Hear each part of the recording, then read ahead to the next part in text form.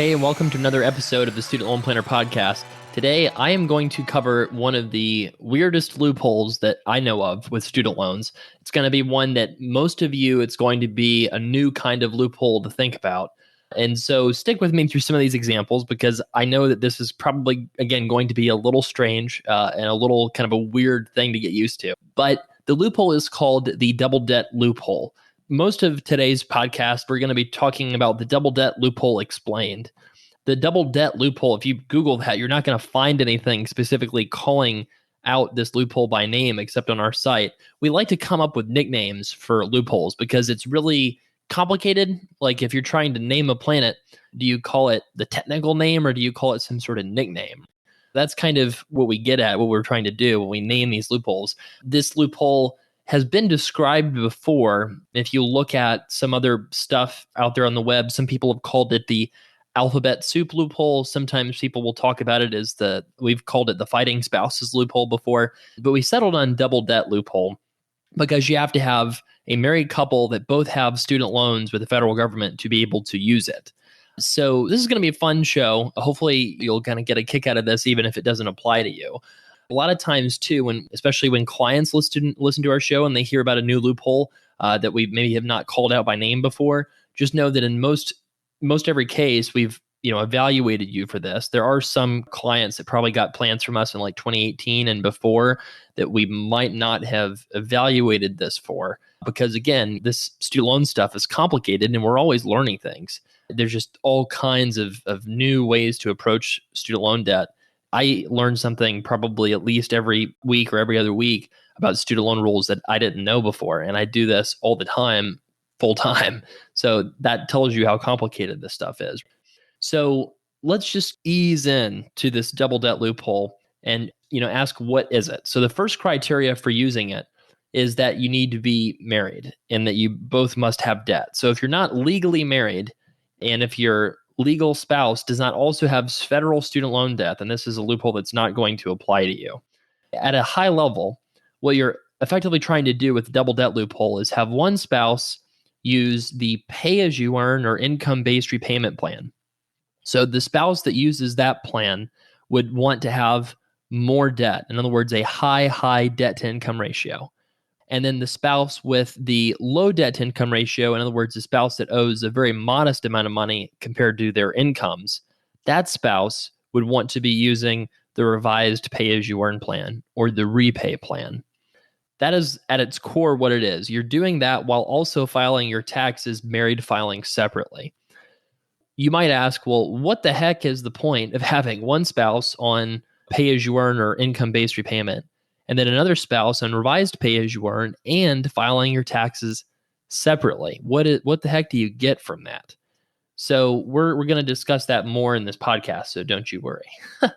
So let's think about the revised pay-as-you-earn plan as to what it is. So the revised pay-as-you-earn always counts your spouse's income no matter what. So if you're single, then if you do the repay plan, then they're going to count your spouse's income regardless of their debt. So if your spouse has zero federal student loan debt, they're still going to count your spouse's income in your monthly payment. However, if you think about the case where your spouse has federal student loans, then what do you do in terms of your repay? Do you have to make 10% of your household income and you have to do that on two separate payments? So effectively, you're doing 20% of your household income. So if you look at some misinformed guest posts out on the internet, that some of them initially thought that. So we've had people that have said that they're saving money by not filing taxes jointly, doing the repay plan. And in a lot of cases, they're not. They're just not informed. Basically, what they do is they calculate when you file jointly for taxes for student loans, they take your total income and calculate one total payment. Okay, so you make 50, your spouse makes 50, 100K. Let's just real rough math, say that the payment works out to like $700 a month or something like that. Let's say that each of you has 50% of the debt. So then it would be real straightforward. They would split up that repay payment 50-50. So that means each of you would be paying $350 a month. But let's say that one of you owes 90% of the debt and the other owes 10% of the debt. Then you would split up that repay payment, that total marital payment that was calculated off your total household income. you split it up proportionately based on the percentage of each person's debt that exists. So if you have 90% of the debt, then 90% of that payment on, of the marital payment, $700, 90% of that's $630. So $630 would go to your loans. And then the 10% of that marital payment, 10% of 700 would go to the spouse's loans. That would be 630 to one, 70 to the other. So that proportional nature of student loan payments is really fascinating, and it can be manipulated. And that is kind of what this double debt loophole really, where it comes from. For example, if you have one spouse with 80% of the debt, then 80% of the repay payment goes to that spouse, and 20% of the repay payment goes to the spouse with 20% of the debt. That's an important distinction because your income does not matter in terms of what repay payment is made. So if you make 100,000, your spouse makes 200,000, that doesn't matter in terms of what your individual payments are. That only influences what the total payment is. So in other words, 100K plus 200K is 300. Then they take 10% of that 300K payment, and then that is split up based off of the debt amount that you have, not based off of your incomes. So that's really, really interesting. Now think about what pay-as-you-earn and income-based repayment is. Pay-as-you-earn and income-based repayment allow you to pay jointly if you're filing taxes jointly, or if you file separately, then it only takes into account your income for determining your student loan payment. Now, here's where things get super interesting. If you think about what happens with that repay plan, if you have a spouse with a very low debt-to-income ratio, in other words, a really good debt-to-income ratio compared to a spouse with a really high debt-to-income ratio or a bad one, if you have the lower debt-to-income ratio spouse do the repay plan, then that proportional payment happens no matter what plan the spouse is on. So in other words, if you are dealing with a spouse that has a combined payment of, say, $4,000, and the one spouse has 25% of the debt, well, then 25% of that $4,000 repay payment would be $1,000 a month. And then if you filed taxes separately, then the other spouse could be having to pay based off of only their income instead of paying $3,000 a month. And if that person's income is low and the tax penalty for filing separate is low, then that combined payment can result in thousands or even tens of thousands of dollars per year in savings, which is why you would want to pay attention to this at all, because tens of thousands of dollars a year in savings in some cases is what this loophole is capable of, which is really quite amazing. Let's discuss this further. So it's not just people with pay-as-you-earn eligibility that can do this. And in some cases, people who are ineligible for pay-as-you-earn could still utilize this loophole using the income-based repayment plan. So it's really quite interesting. Now, what is the best application of this? I explained that one spouse with the high debt-to-income ratio uses pay or IBR, and then the spouse with the good or low debt-to-income ratio uses the repay plan. And you file taxes married filing separately. So let's get into a practical example so you can really see the benefit in this, because I think that you can't really talk about student loan loopholes without using lots and lots of case studies and examples. Let's look at a case where both people are doing PSLF, Public Service Loan Forgiveness. So we know this plan. If you've listened to this podcast for a long time, Public Service Loan Forgiveness, right? You pay for 10 years based on your income. And then at the end of the 10 years, if you worked for a qualifying not-for-profit or government employer, the loans are forgiven tax-free after 10 years of service. So let's take a look at two physicians. And don't worry, if you're not a high-income, high-debt couple, we're going to cover you too for this podcast. I get a little bit of well-deserved criticism sometimes for only talking about higher debt, higher income cases. So we're going to cover a variety of different kinds of people. But first, we're going to start off with the OBGYN with $400,000 of student loan debt. So we'll assume that she went to some high-cost private medical school. And we'll say this OBGYN with $400,000 of student loan debt is married to a urologist with $100,000 of student loan debt. And both of them are out of training. Let's say they have 5 years of credit to PSLF and 5 years to go. And I think I assumed that they're making around $200 for the OBGYN and $350,000 a year in income for the urologist. So if you do repay for this physician couple, right? Their combined incomes around 550 grand. They have 500K in debt. So if you look at this combined repay payment across both of their loans together, their repay payment would be about $4,400 a month. So $4,400 a month. All right. So if they filed taxes separately, then the OBGYN's payment would be based only on her income. So instead of having a 400K debt and 100K debt, that's 80% of the debt that's owed by the OBGYN, 20% of the debt that's owed by the urologist. So if you have pay as you earn for the person with the 400K in debt, the OBGYN, then if you file separately in this case, then the payment for the OBGYN is based off of only the $400,000 debt, well, specifically for the $200,000 income for the $400,000 in debt. So you take the $200,000 and you figure out what the pay as you earn payment would be on a $200K income. And so it works out to about $1,400 a month.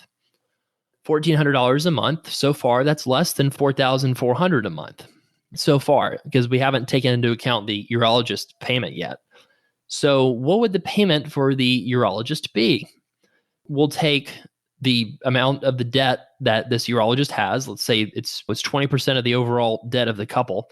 If you take 20% times the repay payment for the couple, which is $4,400, that works out to roughly $900 a month. So if you're comparing the total cash flow for this couple, you would compare married filing separate with pay plus repay married filing separate. That total plan would result in $1,400 in payments a month for the OBGYN and $900 for the urologist, for a total of $2,300 a month. Now, if you compare that total payment of $2,300 a month to $4,400 a month, that is around that's $2,100 cheaper per month, or about $25,000 less money per year than filing taxes jointly.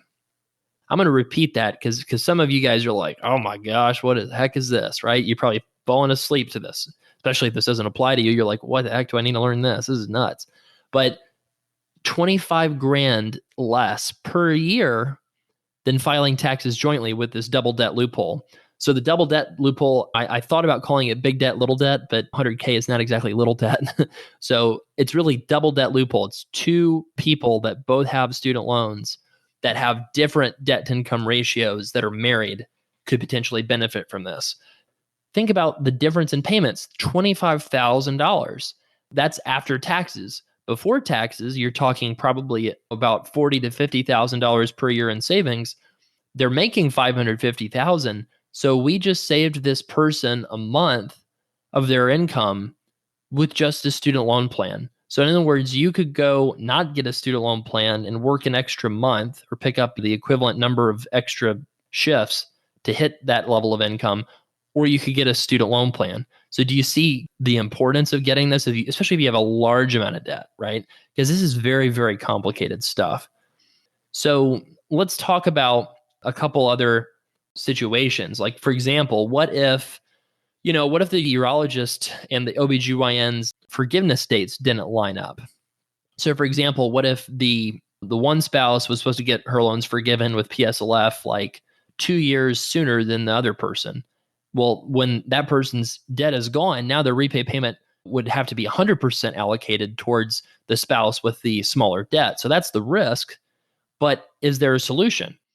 The answer is to that, it depends on the individual. So I'm just going to pretend that this urologist never consolidated his student loans. And if you look at the standard 10-year repayment plan, that would be an option available to him. And instead of paying $4,400 on his loans when the OBGYN's loans are forgiven, this person could simply coast on that standard 10-year plan for an extra couple of years and get tens of thousands of forgiven rather than have to make those $4,000 a month payments. So that's an example of another kind of very specific characteristic that this person would need to be aware of. Now, that standard 10-year plan does not exist if you've consolidated your debt. Then you have to, it's ridiculously complicated, but there's the standard repayment plan, which is not the same thing as the standard 10-year plan. And so the real question is whether or not this urologist could use this and then also get a capped payment or not. So that's where it can get kind of complicated. Now, that's a high income scenario. And I promised you a low income scenario, right? And just to keep things more simple and more straightforward, I'm going to continue to pretend that both of these two spouses using this double debt loophole could utilize public service loan forgiveness. I'm assuming both of them could potentially do it. So we'll say we've got two teachers. Let's say that they both earn $40,000 a year. And let's say that one teacher has $50,000 of student loan debt, perhaps because she pursued a master's degree. And then we'll say the other teacher has $10,000 of student loan debt, perhaps because the teacher only pursued an undergraduate degree. We'll call this high debt teacher and low debt teacher. So low debt teacher, $10K in debt, high debt teacher, $50K in debt. So low debt teacher, $10,000. Let's say that this teacher might consider the teacher loan forgiveness program, which, would make sense because it's named for teachers. Like if you're a teacher and you're like, I want loan forgiveness, what are you probably going to Google search? Get me teacher loan forgiveness, right?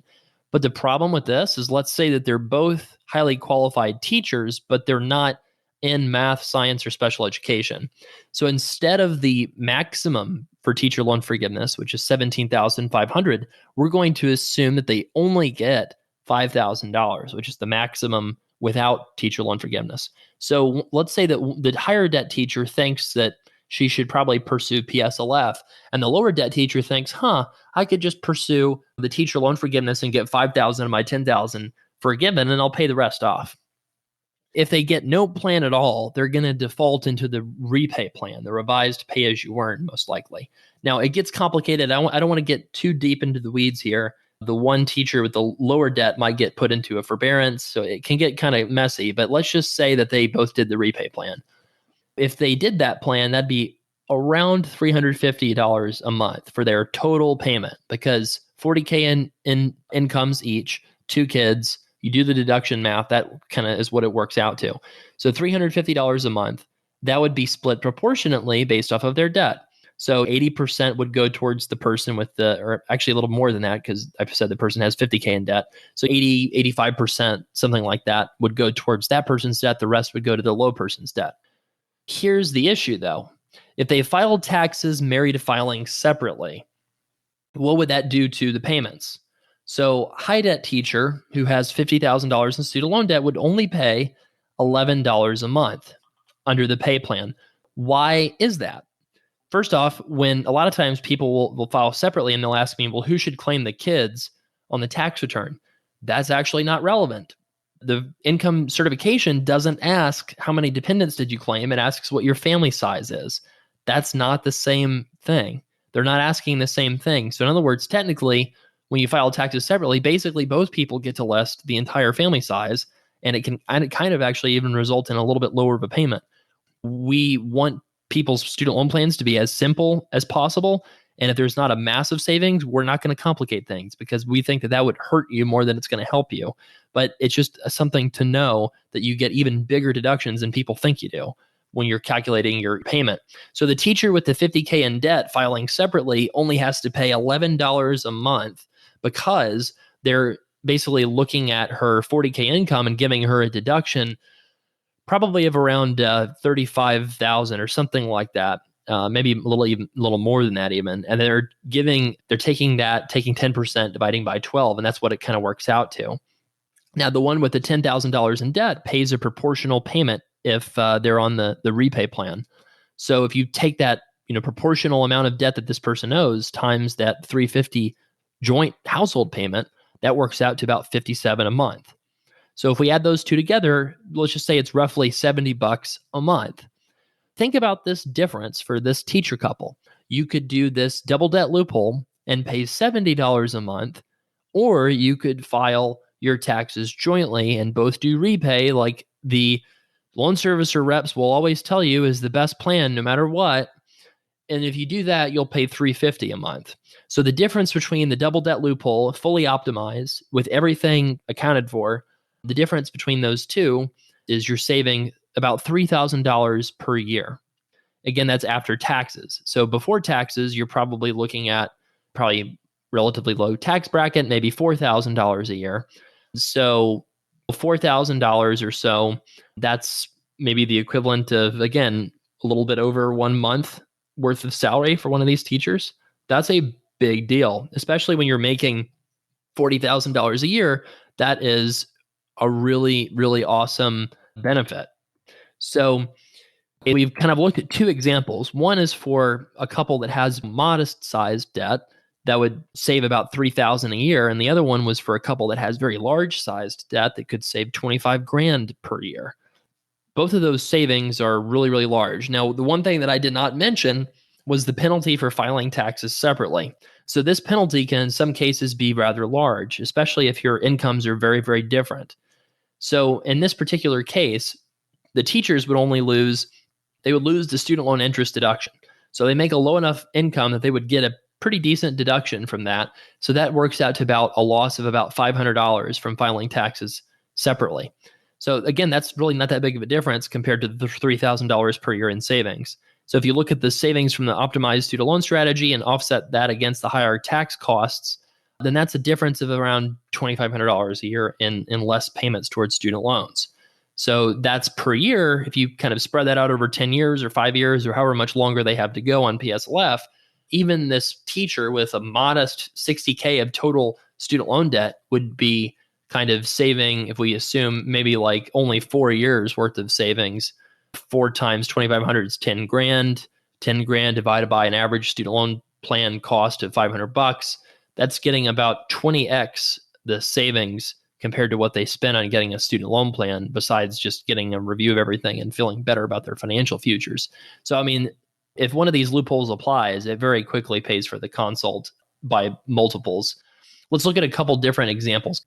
So far, I've only used public service loan forgiveness cases. So certainly if you have PSLF and you're either both pursuing it or one spouse is pursuing it and you both have debt and that debt is significant, this is really important to get this reviewed. And again, most of our clients that we had in 2013, we were aware of this loophole.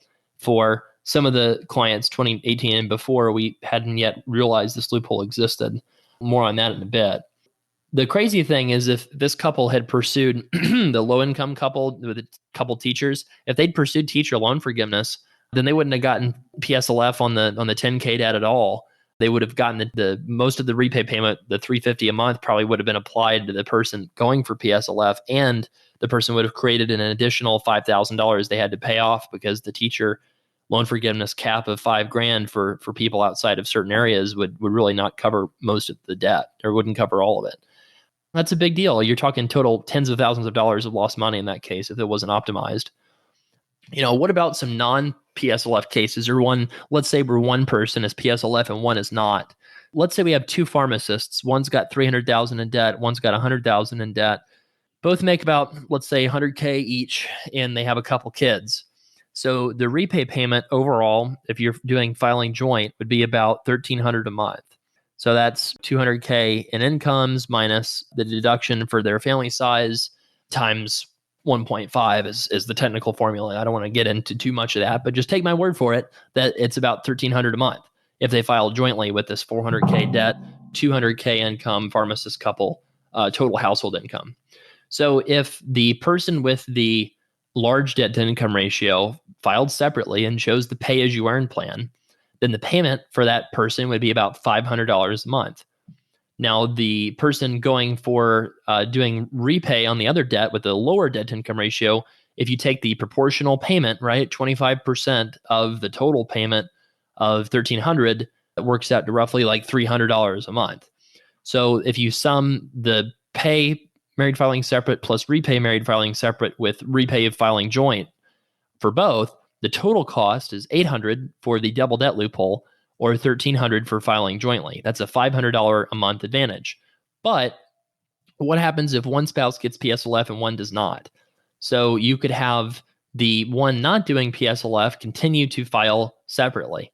So after PSLF happens for the high debt person, let's say, the other person could switch repayment plans. He or she could switch from repay to pay, at least under current rules. So why would you do this? if you have $100,000 in student loan debt and you're paying 300 or so, that debt's going to continue to grow. After 10 years, let's say it's 120, 130K, something like that. I haven't actually looked at that math, but I'm just guessing off the top of my head. Then this person switches from, because if they did repay, they'd have to pay 1,300 on their loans, and their loans would get paid off in full. So instead of doing repay, if they switch to pay as you earn, under today's regulations, the repay and the pay plans count for one another. So they could switch over to from repay to pay. Now, the thing is there's no guarantee that that could happen. But I'm just saying under current regulations, you could switch from repay to pay, continue filing separately and paying about $500 a month on the student loan balance and still get that 100K forgiven as well after 10 additional years of payments. Now, what is the risk? So the risk is that they could block this loophole at some point. They could prevent plan switching. They could lock you into your current plan. They could decide that each plan does not count for one another, changing the rules. A lot could happen in the future. I can't guarantee that certain things with student loan policy will not happen. I'm sorry, I am not able to prevent Congress from taking certain actions, right? But what we can do is try to predict what Congress is going to do and try to account for that in the overall plan that you're doing. So the worst case scenario, if you can't get the smaller debt forgiven, is that interest accrues and does not compound. So the worst case scenario is if you took some of this extra money and you put it into investing and retirement, then you will have enough money to write a check. That would be the goal because, again, this interest is not compounding. It's going to grow at a simple rate of interest. And if you cannot beat a simple rate of accruing interest, then that's not good. That doesn't bode well for your long-term future financially. If you have not saved more than the amount that you need to pay the loan off after one spouse gets PSLF and one does not, you really want to make sure you have enough to pay the loan off in full, even if you decide rationally that it doesn't make sense to do that. Now, what happens if there's two cases where neither person is doing public service loan forgiveness? Again, I want to tell you the same principle that I tell all of our consultants. Do not go out of your way to make things complicated. If you go out of your way to make things complicated, that is a mistake. That is not the smart thing to do. You will hurt yourself if you go out of your way to make things complicated if you don't have a clear reason why, right? Because otherwise you're just going to do stuff and forget why you did it. It's just going to be stressful, and you don't want to do that. You don't want to create any anxiety with your student loan plan because you want it to be beautiful and easy to manage and easy to understand. But I don't know who said it, I forget, but things should be as simple as possible, but no simpler, right? Maybe Einstein said that or somebody like that. So let's kind of take that example of the two pharmacists and kind of amend it. So let's say that one of those pharmacists, let's say 300,000 debt, 100,000 debt, so 400K in debt as a couple, and both earn $100,000 a year. You can look at this scenario and say, well, what if they were pursuing taxable forgiveness instead, right? So in other words, what if they're pursuing the 20-year version of forgiveness because they both worked at a private employer instead of at a not-for-profit or government employer? What I would ask this person, this couple, actually, is I would say, well, what is important to you? Do you want to get low payments? Do you want to have it be simple? We can get your payment pretty low by having both spouses maximize their 401ks. We can get that payment really quite low. And then that's something that maybe lessens the stress of having to figure out some complicated loophole. But let's think about this. Pay as you earn is a 20-year plan, and revised pay as you earn is a 25-year plan. In that case, the pay as you earn spouse would be forgiven first if they both started at the same time, and the repay spouse would have an extra 5 years to go. You can ameliorate that or reduce the risk of that by just simply focusing on the person with the high debt and then setting it up so that worst case scenario, the person with the lower debt, you have enough money to just pay it all off as a lump sum, right? Because a lot could happen between now and forgiveness that could make paying back your student loans much less intense and much less painful than it is currently. And keeping your loans on the federal system, if you keep your loan payments low while you focus on retirement and investment contributions and becoming a practice owner and buying a business and developing that business and those kind of things, that's more important, having a high savings rate, than worrying about your student loan payments, as long as it's very clear that you shouldn't just refinance them and pay them back, because there's no way to kind of keep the payments low enough to get any forgiveness anyway.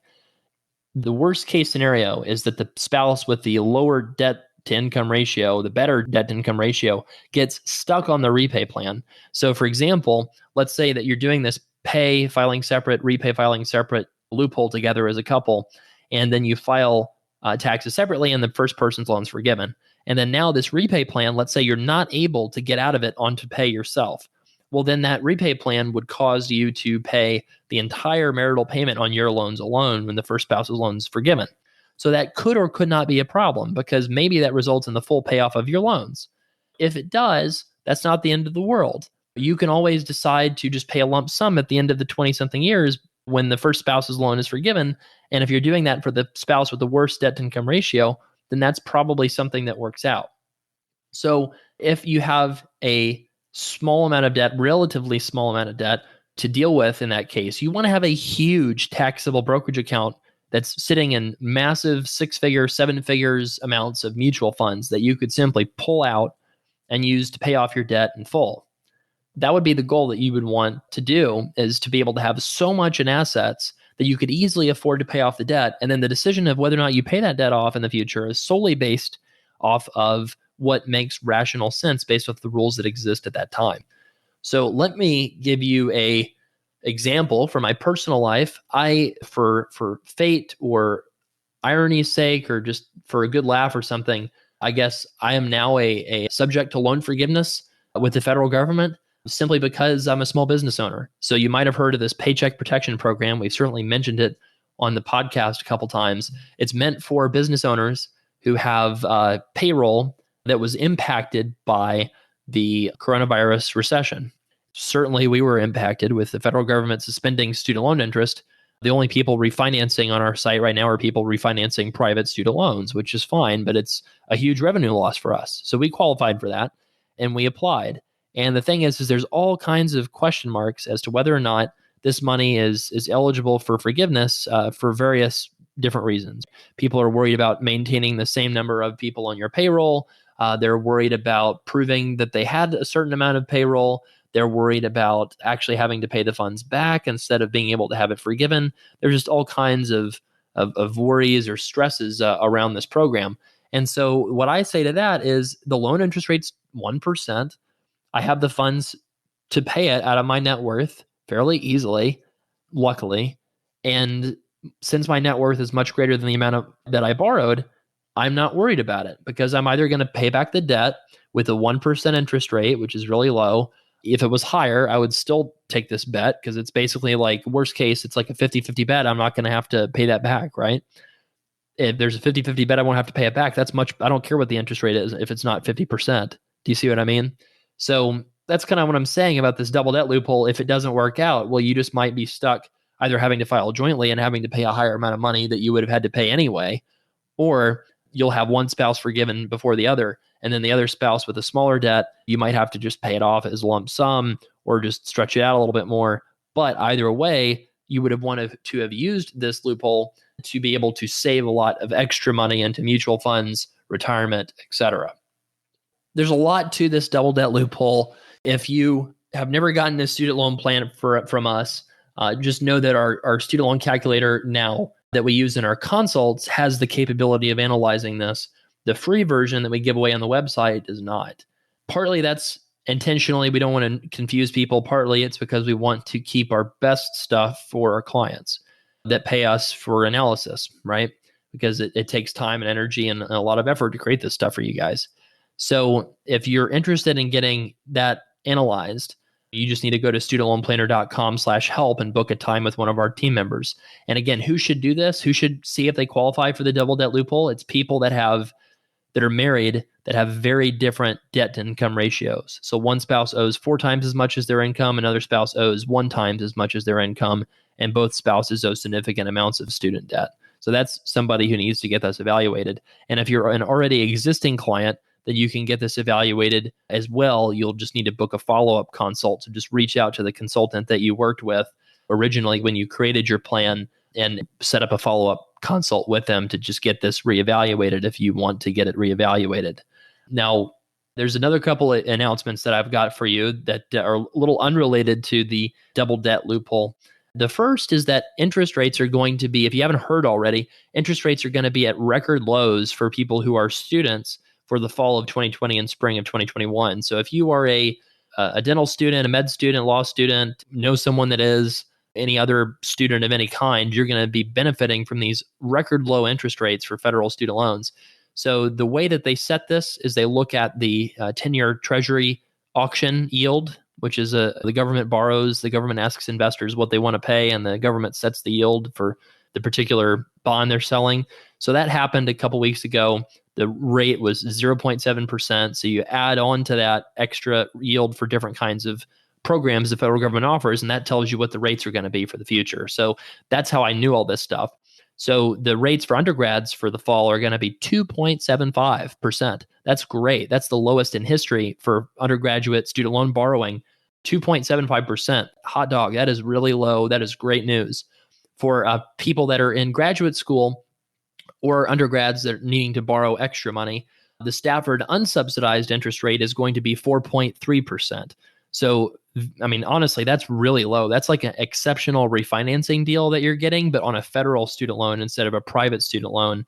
So basically, instead of just physicians getting that kind of a rate that are committing to giving away all the government protections, now everybody's getting that rate, regardless of your credit history, if you're a student next year. Now, the last kind of loan that's out there is the Parent Plus and Grad Plus loan. So that's for parents that are taking out extra money for their undergraduate education of their children, or graduate students taking out more than about $20,000 or $40,000 if you're a medical student or dental student, taking out a lot of extra funds for grad school. And that rate is going to be 5.3%.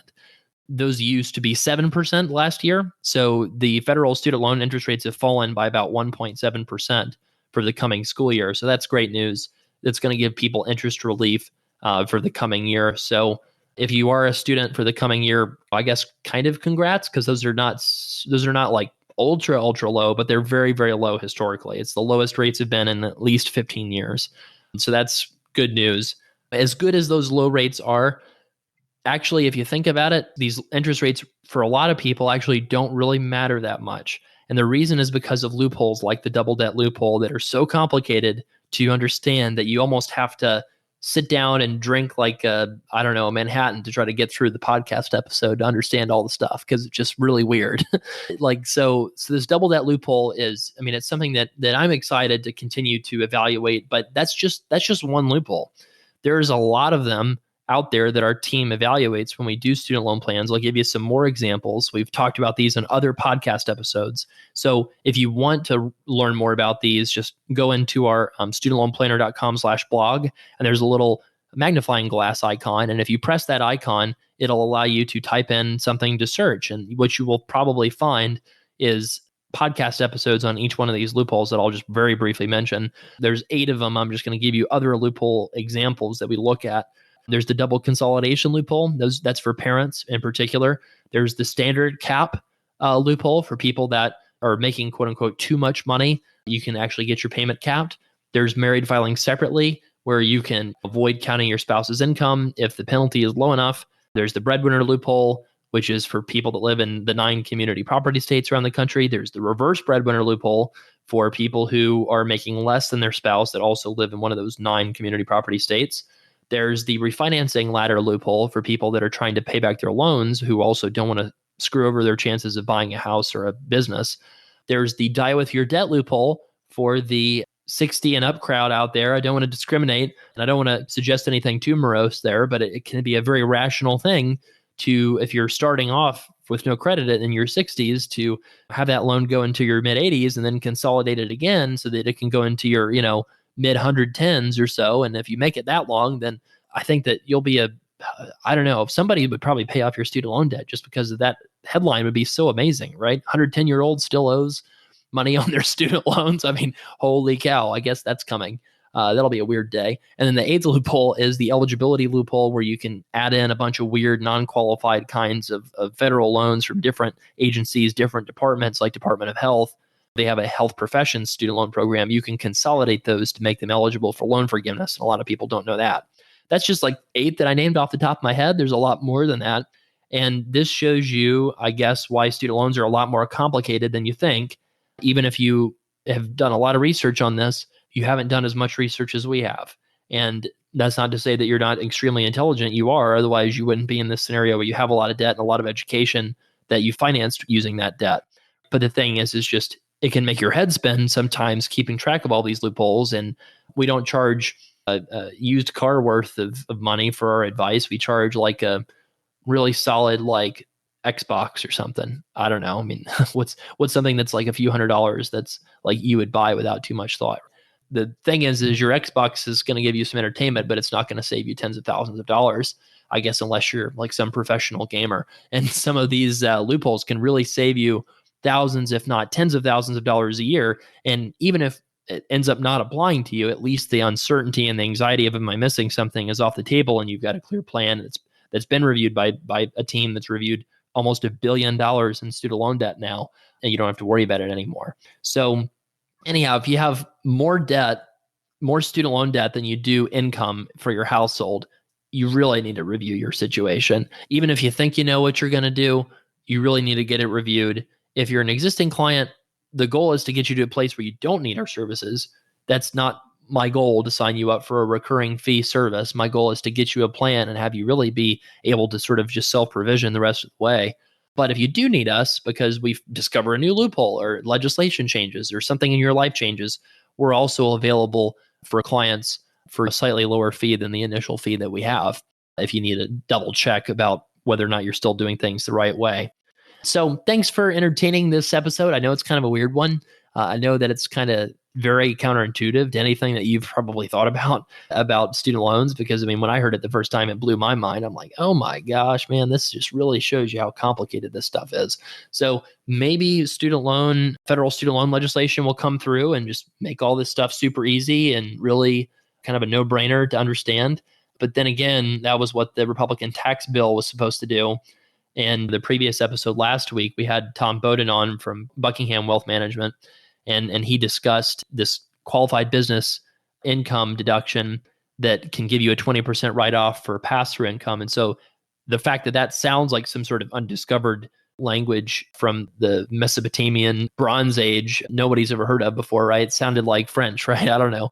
The fact is like the more the federal government tries to make things less complicated, it seems like it ends up just being really complicated, because all of the special interests sort of claw their hands into it and try to get certain carve-outs made, and certain ones don't get made. And then you have to get something that's going to pass the Senate, which is subject to filibuster. So you have to compromise with the other party, right? So it ends up being a mess. So I will say, from a self-interested perspective and from an intellectual perspective, these loopholes are really fun to try to figure out for you, because one, they can save you a lot of money, and two, nobody's thinking about this stuff, or at least very, very few people out there are thinking about all these applications of these complex rules like we are. So thanks for listening to the show. Thanks for encountering yet another weird, fun, crazy loophole that you can tell your friends and impress your friends about at the next cocktail party, which I have no idea when that'll happen because of coronavirus. But hey, we can dream, right? Hopefully one of those happens sooner rather than later. So have a great week. And if you want to ask a question for our show, go to studentloanplanner.com/voicemail. We'd love to get some more questions for the podcast to cover, especially about this double debt loophole or any other kind of loopholes you want us to explain more. So thank you again, and just stay safe out there.